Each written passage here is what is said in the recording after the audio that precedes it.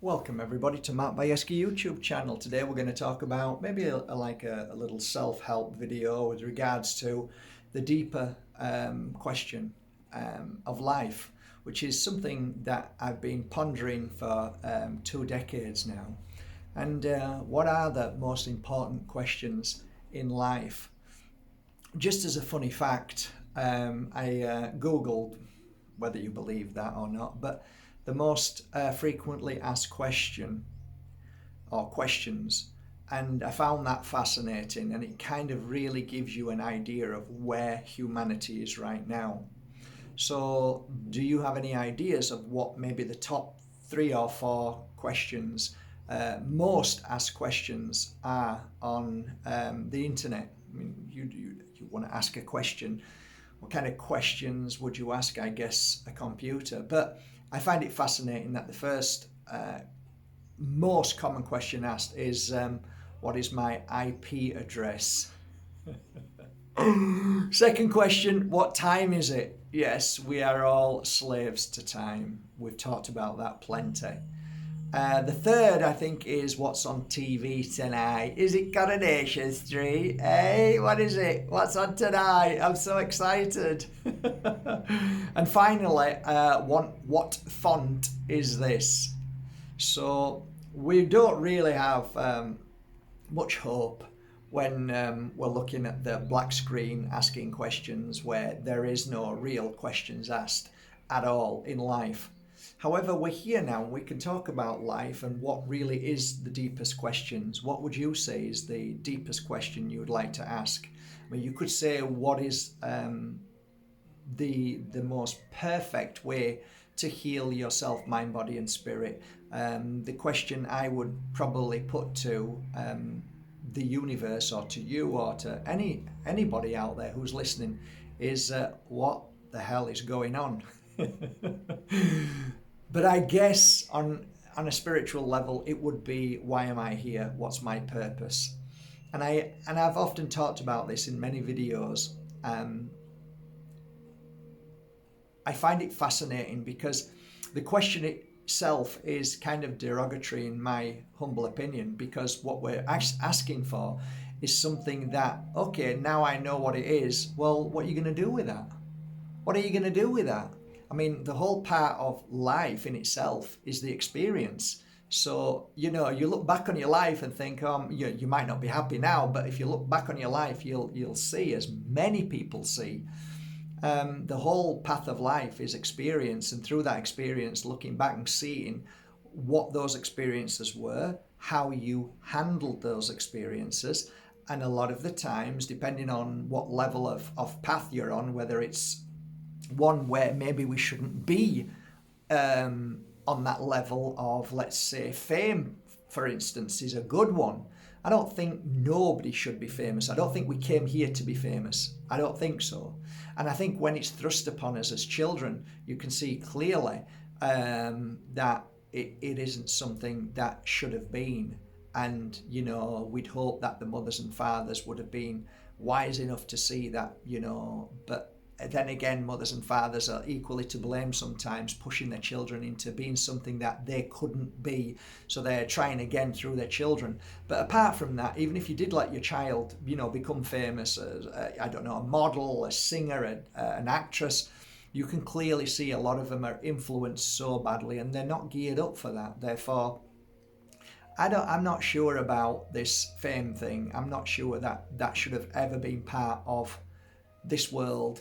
I think, being popular and having friends and things like that is okay. But when you're thrust upon the world with, 1 billion, 10 billion people watching you and listening to you, it just doesn't feel right for the soul. It feels wrong. It feels dark. I actually feel extremely sorry for people who are mega famous, because they have no life. They can't go anywhere. They're trapped in maybe a mansion. Oh yeah, but they live on the Bahamas. Yeah, but they're trapped. They can't do anything. And that's why a lot of kids grow older who are let's say, child stars, and they turn to drugs. They rebel. they realized they were handled by dark forces and negative people and demonic and even satanic energies. So you can see clearly that when they they look back on their life, it's one of sheer suffering. And what they did through the time of their fame, they regret. There's a lot of regrets, and I guess for people like you and I, just normal folk who get on with life, we still have regrets. We still go through certain things, but it's not to the extent of this magnifying glass energy that they go through. So I like just thinking about that. What is my purpose? I've often had this said to me while giving intuitive readings, spiritual readings to people, and it's never been clear what their path is. And I always used to get frustrated thinking, why can't I see exactly what they're here to be and do? And it was obvious after maybe 3 or 4 years that isn't the question. And it's kind of mad really, isn't it? Because we made this video at the beginning thinking we should be asking the deeper questions, and yet now I'm here saying that really isn't the deeper question. So what is the deeper question? Is there a deeper question? That would be a brilliant thing to ask. Is there a question to ask about life? So, you go from like pillar to post, you go all the way around and do a 360 and like, oh my God, what is this all about? And I guess if it was that simple, it would be staring at us in the face. And because everything is so complicated, maybe that's not it. So is the question, the bigger question, really the question we should be asking? Or could it be that that question was just posed upon us to cause confusion, to make rash decisions, to feel frustrated? Could it be that there is no questions, and the fact that you are here and what you're doing right now is exactly what you're meant to be doing, and where you're going to be taken to is exactly where you're going? Could it be that the flow of life is exactly what you're meant to be doing at any given moment, and everything else is purely a distraction, a way of hijacking you all the time? And that's something that I've been thinking about for years. The best part of my life was when I never truly gave focus on one thing and just allowed the universe to allow me to just be, just do. And I found myself becoming more naturally in this, what's called the flow of life. So a quick turn of the head would take me to where I need to be without realizing. I've given this story before many times of me wanting something desperately, and I've wasted my life wanting it.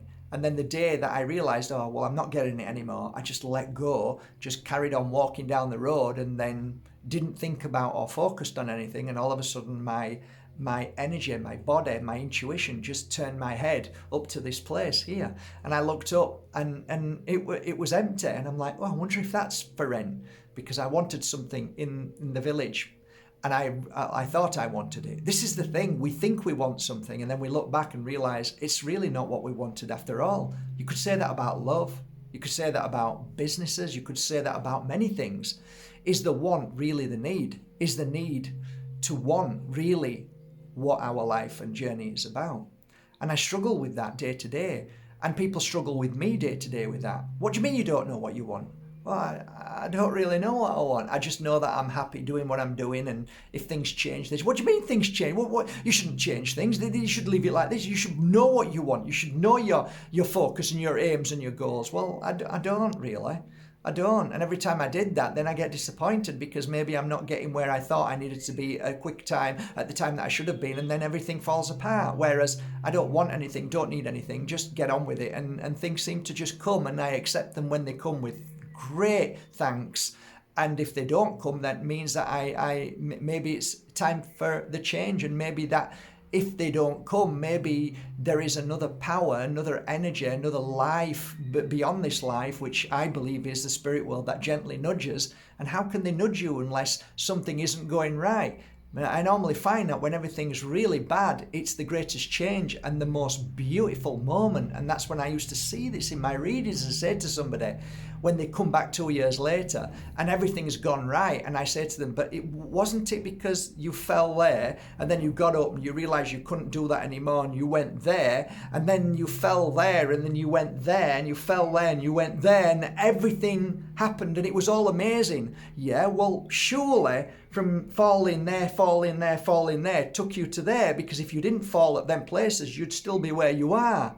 So in theory, you know, sometimes we get a push, we get a knee jerk, we get a kick up the bum, we get, we don't want you anymore, we get you're no good for your job, you're no good at this job. And really we're thinking the bad things because we've been programmed to believe that this is all against you, and, you know, this is a rejection. And, you know, I've seen it time and time again. Our rejections, I believe, are Spirit's protections. It's not a rejection. It's a way to help you move forward, and you've experienced that, and now you're moving to another experience until you get to a place where you feel joy. But even that in itself, the ultimate idea of getting to the top of the mountain and you're there, now what? Yeah, it's lovely, but now what? So it isn't really, and I used to say this every day, wait till you get to the top of the mountain. That was just a metaphor to get you up off your ass and moving, because without that, nothing ever happens. It's a joint bodily movement with energy and just belief, and don't stop and keep going. And the idea of there is a top of the mountain, meaning that you will break free from this pain and suffering. You will not have to climb anymore because you're at the top. What that really means is that the journey of life is the journey, not the top of the mountain. So it's funny because everything that we try and share as healers and mentors and guides and psychics, and we often forget that it's not that moment that is the crucial moment. And it isn't the end mountain that you're at the top of and you've conquered is the end goal. It's the actual journey. And that's why I have that sign. Happiness is not a destination. It's a way of life. It's our journey. And the journey is filled with trauma. It's filled with past thoughts. It's filled with new friends and old friends that love and hate you and do bad things to you, and partners and relationships. And this is called life. And we tend to forget about this journey, and we just fully focus on what time is it, I should do this, I should be eating, the TV, what's on TV, and all of those things are part of life. Of course they are, but things change, and they may not change, and they may change, and is it right, is it wrong? No. And they did that, and oh, he told me to do this, and oh, look what happened to him, her, and what, it's like, it's life.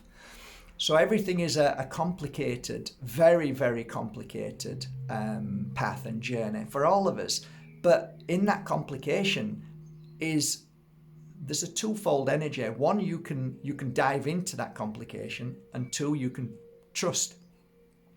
And I decided to trust. I decided to let go of all the thoughts on a night and worries on a night. So now I sleep really well, which is a bonus. So if there is one thing that comes out of all of that, is that I really sleep well on a night. I literally sleep well because I don't have any bad thoughts, and I could do. I mean, I could start worrying about, oh, what happens if this, and what about all the staff that we employ in the company, and what if this, and what if that. I could easily do that. I could worry about everything.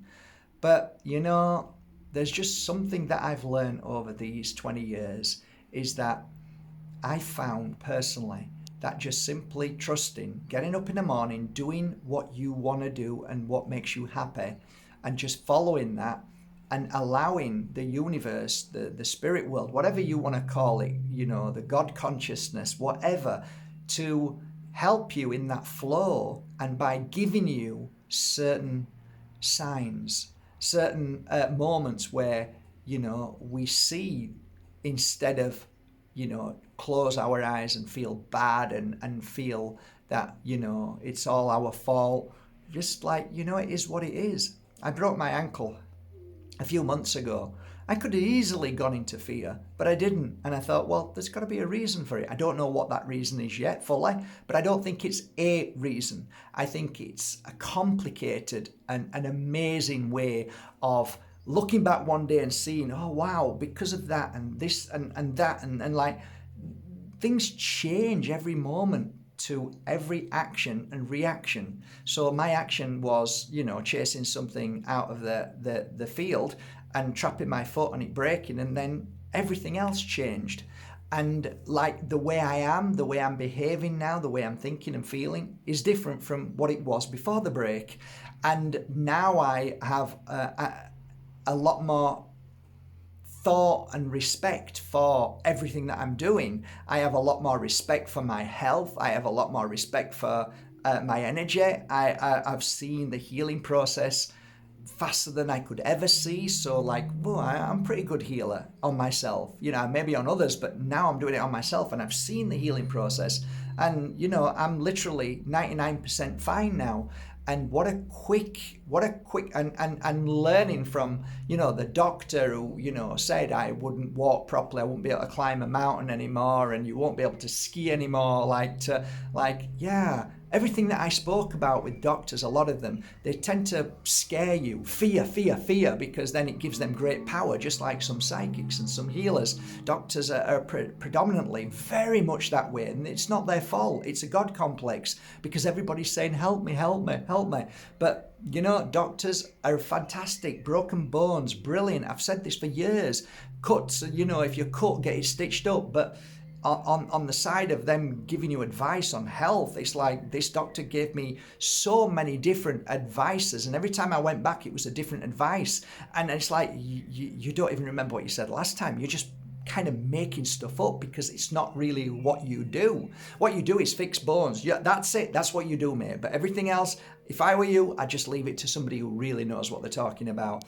So you learn from all of these things that strengthen your path through the experience, which is normally a little bit more challenging than just a normal day-to-day experience. So all things said, I've always advocated for this natural flow of life. I've talked about it before in Finding Nemo, where the little turtles jump onto this beautiful watered flow, and it just takes you where you're on a ride. It's great if you can feel like that, but forget that invisible current. But just know that when you get up in the morning, you're in that current. It's there. You just know it. And if things start to feel different or you're just feeling a little bit weird, stop, sit down, breathe, relax, clear your mind, trust. And you can ask for help. That's fine, but they're there helping you anyway. At the end of the day, there is this idea of, well, if you don't ask precisely what you want, then you won't get it. Well, I haven't really asked for much. Really, over the years, I've just gone on and worked, and yet here I am, successful in mind, body, and spirit, and I didn't really want or ask for anything. So would that be just luck, or would that be actually you don't need to ask unless I don't know. I've never really needed to ask for anything, because I've just got up every day and did what I feel is right and tried to find things that made me happy. And it's such a battle for people to get that. They fight against me and they get angry with me on the internet all the time. Yeah, well, I'm not you. I'm not where you are. No, you're not. But I wasn't where I am now. Before, I had nothing. I was eating Rice Krispies. But that didn't get me angry with other people. Like I know some of my family are angry over people who are successful. I just got on with it. I didn't want it. My best friends were all millionaires, and I respected and loved them and thought, wow, proud of them. Never wanted anything. Never, in fact, the worst thing was in my mind is I could never be that. And that used to be a mind thought. And then I just let go of all of that. I'm not bothered about any of that. And I just do what made me happy. And I think doing what makes you happy is really important. And sometimes to break free from things that, I'm sure a lot of you wouldn't do. I had, many businesses in the UK, and I had staff, and I had to look after shops that I had. And I was fairly successful, but I wasn't happy. So I let it all go, sold it all, I sold everything, let it all go, gave the businesses away, and then jumped in a van, and I've mentioned this many times before, and drove to Spain. Why? No idea. But I wasn't happy, wasn't fulfilled where I was. But that is the joint energy of spirit nudging you in the direction to where and what you're going to do next in life. And it was all as it should be. So I followed that guidance. That's like getting up, doing it. And if it doesn't feel right, although it might be successful, and why would you not? Why would you want to leave all of that? Why would you do that? As a lot of my friends said. And I said, I had no idea.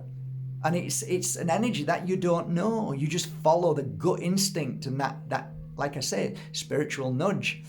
And where I am now is I look back, and would I have been the person that I am now if I was in England and I had antique shops? I was an auctioneer. I had an auction house. I had 2 at one point, and other businesses. Right? Would I be the person? Not a chance. Would I be? No. I'd be still with IBS.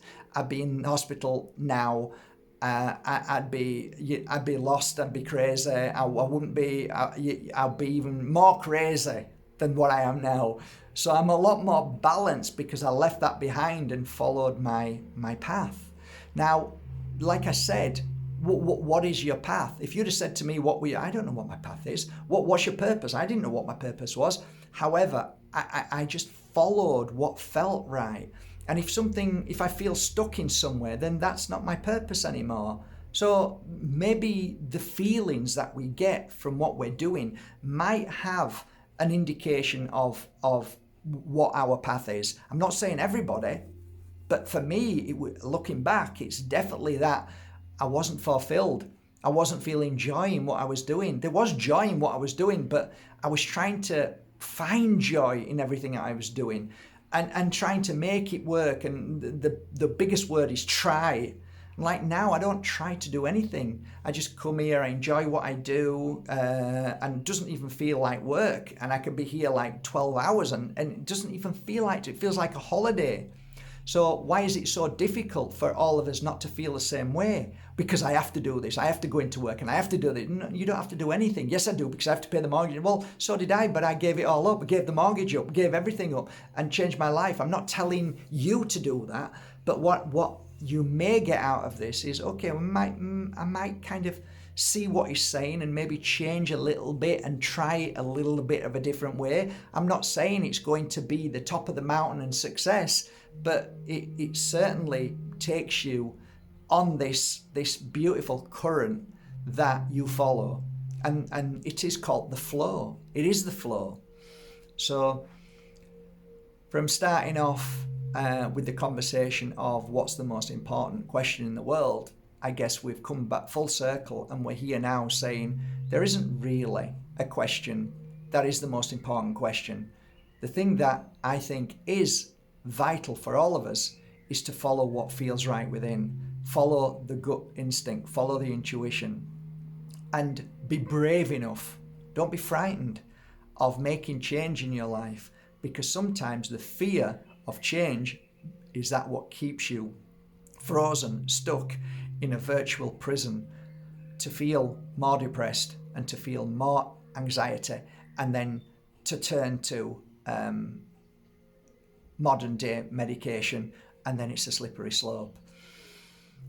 I've been there, I've done it, so I know the difference, and I'm free from all meds for over 20 years, and I have never been healthy in my life. I've never been as healthy. I haven't ever gone to the doctors. The only time I went was when I broke something the other day, and I broke my shoulder many years ago. And other than that, never had a moment's problem with health and well-being. And that's because the path led me to where I am today. Not everybody's path is the same, but maybe you will get something from this conversation that helps you along your journey. But it is interesting, eh? The most asked question in the world is, what's my IP address? What time is it, Mr. Wolf? And what's this font? What's on telly tonight?